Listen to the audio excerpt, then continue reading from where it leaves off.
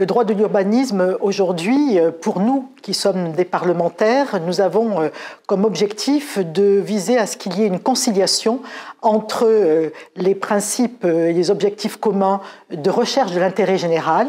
mais aussi, bien sûr, le droit de propriété, qui est un droit individuel et qui est un droit constitutionnel.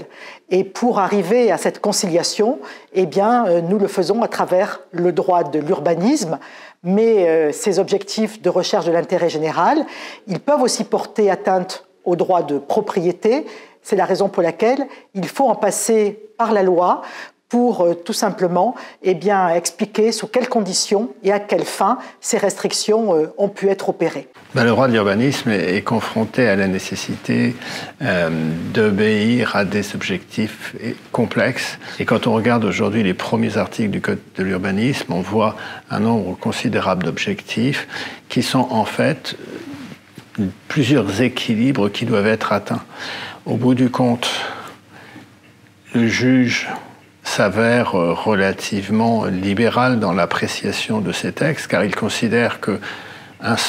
rapport de compatibilité suffit et que finalement, l'équilibre qui doit être atteint entre ces objectifs, c'est simplement un équilibre qui n'entraîne pas un déséquilibre trop fort. Et finalement, il y a assez peu de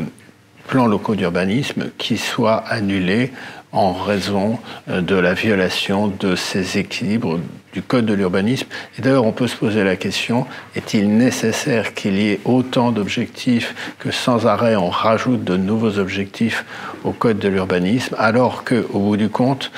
cette liste n'a qu'un effet contentieux relativement limité. Et si elle est là, c'est probablement pour permettre à l'État et d'ailleurs aux requérants de pouvoir faire annuler des PLU qui sont des PLU par leur déséquilibre un peu extravagant et malheureusement ou heureusement peut-être, cela s'arrête là.